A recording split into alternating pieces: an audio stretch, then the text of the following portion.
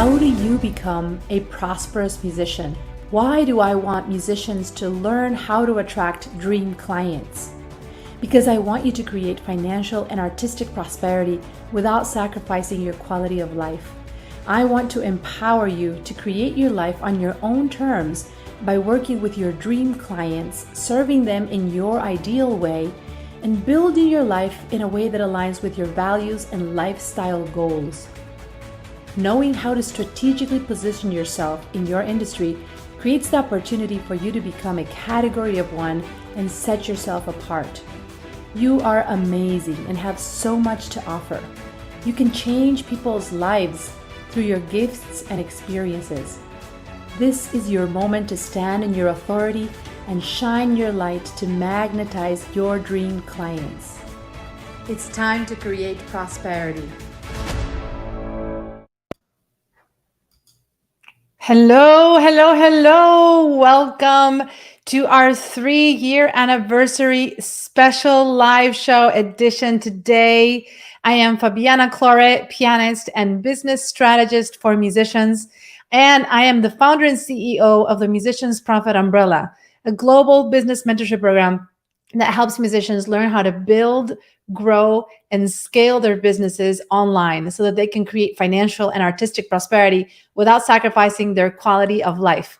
Today is a very special session because we are celebrating the 3-year anniversary of the launching of the very first round of the Musicians Profit Umbrella, where we were able to start welcoming musicians from around the world, helping them grow, thrive, and understand what they can do to start working smarter, not harder, and start building lives in alignment with their values. So say hello in the chat if you are joining me live. Say hello. I would love to see everyone come in and join me in this party today. It's really incredible to think that 3 years have gone by. And today, as I was thinking, what could be a very special show to present? What could be a very cool way to have this conversation around, what is special about this third milestone, this 3rd year? I was thinking about the top 3 lessons that I have learned from being able to grow my business, go from 0 to 6 figures in 6 months, and then now over the past 3 years, create a multi-6-figure business. This is what I want to share with you today. The top 3 things that I've learned in the process of not just building a business, but also becoming the CEO that I am now, being able to lead a team. I have 10 people now in my team that I work with and that are helping build this movement of changing the lives of musicians all around the world. At this point, I've worked with thousands of musicians, both in the context of a university educator, during my time at the University of North Texas for 5 years as the founder and director of the Music Business and Entrepreneurship Program, as well as later on building and growing my online consulting program to help musicians do this all around the world.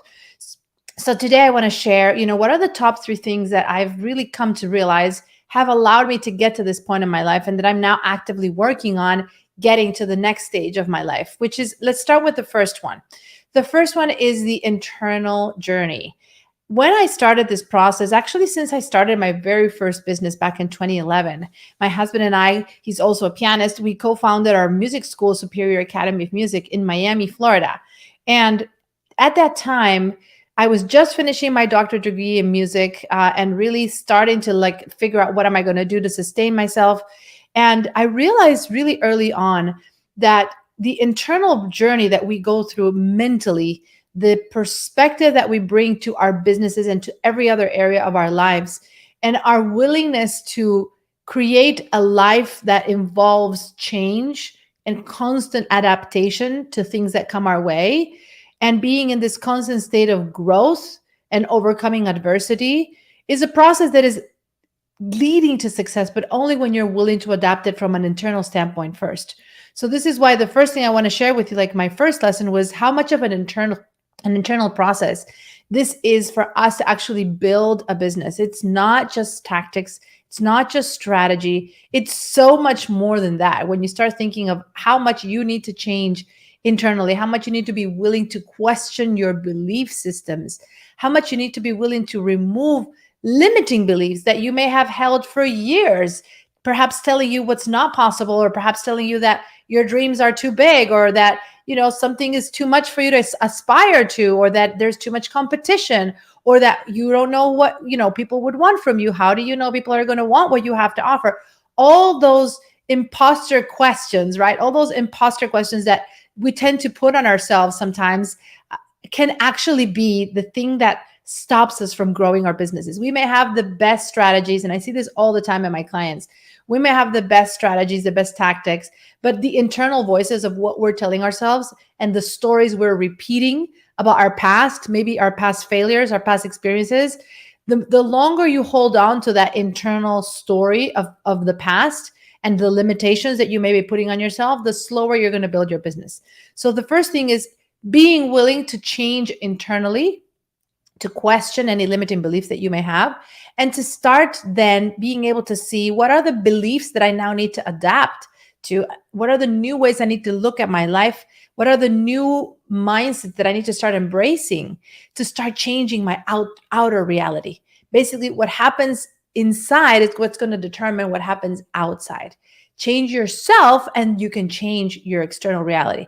But oftentimes it's the most uncomfortable part of the process, because we are used to being the way we are. We're used to thinking the way we have always thought, and we're used to just doing everything the way we've always done it. And in a way, our brains are wired to keep us there, to keep us safe, right? So when you're willing to change internally and overcome your own limitations, question the stories about lack, maybe scarcity, maybe limitation, maybe imposter syndrome, whatever that's for you, when you're willing to overcome that and start becoming, in a way, a different person, then your external reality will actually change as well.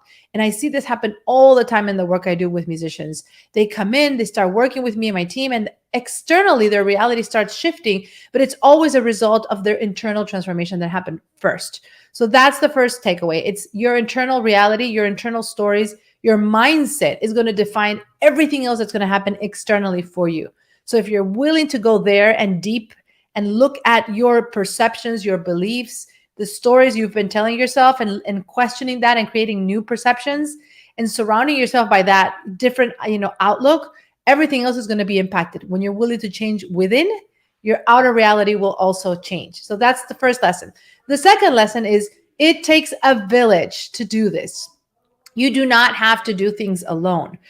Many times when we are starting our businesses and we're kind of going through this transition from being musicians, performers, educators, into now building a business, becoming CEOs, we struggle with understanding the reality of what it actually is going to take to build empires, to build movements, to build, agents of change and transformation to help others. It needs to be a approach through people, through creating your own village, through creating your support system. You don't have to do this alone. When I started my first business, my husband and I had the fortune of having mentorship around us that guided us, that really helped us put together a business plan. It became an award-winning business plan. And we were able to really surround ourselves by ideas, by mentorship, by guidance, in order to build a business that was actually going to succeed. Because as musicians, we knew a lot about how to play the piano. We knew a lot about how to teach piano, but business was a very new thing to us. So the understanding that you're going to need to build something in conjunction and collaboration with others, and the sooner you can start opening your mind to that, not only from a mentorship standpoint, but also from a people's and team support standpoint, understanding that even though you may be good at doing all these different things, that does not mean that you have to be the one doing everything yourself all the time.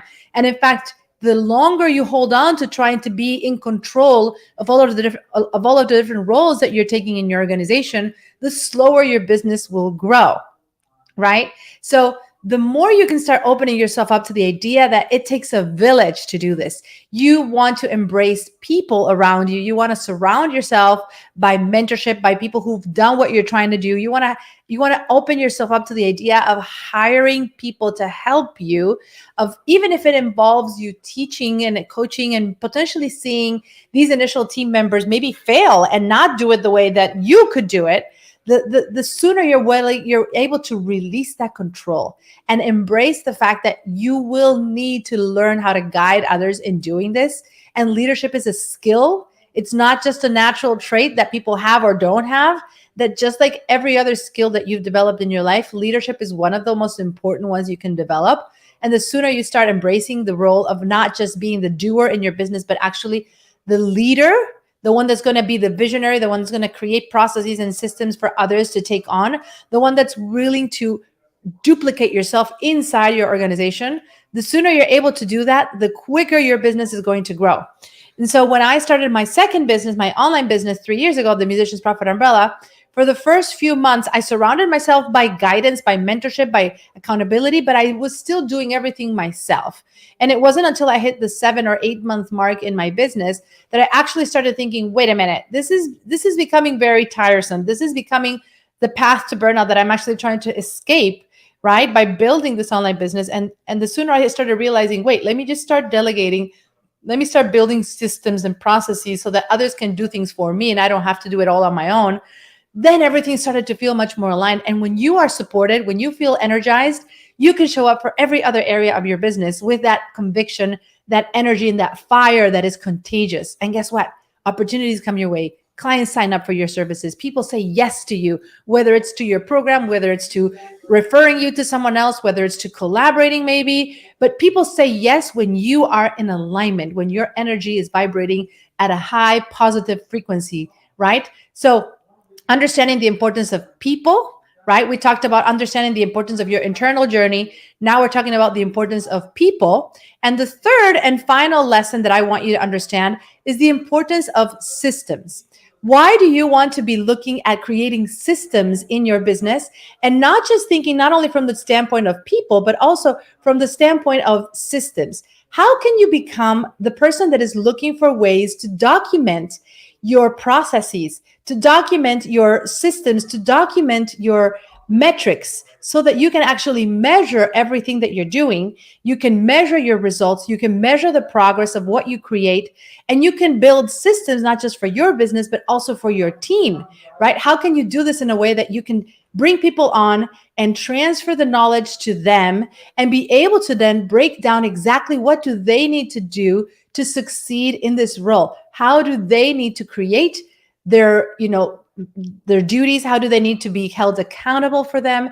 And how can you measure so that you can build in alignment with your vision for the business, your vision for your company? How you can start creating systems now to duplicate yourself in the business and not only have people to take it on, but also you knowing how to create those processes in a clear and effective way, right? You want to avoid simply thinking that you need to hire people and just kind of dump things on them to figure everything out on their own. That's a term called drive-by delegation, right? You don't want to be the CEO who just does drive-by delegation. You want to build your business in a way where you're the master systems creator, and you can create culture in your organization that involves that accountability for them too. So you're not just creating systems, but you're also building the culture, creating the values, creating the standards, setting the expectations, and holding your team accountable to those expectations. If you're willing to invest in your knowledge, in yourself, and in building these three core elements, you will succeed in building your multi-six-figure, seven-figure, eight-figure business, whatever your goals are for your business, for your life, by following these three key steps. So I hope that you're feeling excited. Again, I'm going to summarize it again. The internal steps, number one, this process is such an internal journey as much as it is a business transformation. You need to be willing to shift your internal beliefs, your fears, to overcome the imposter syndrome, to overcome the hesitation, the doubts, whatever is holding you back.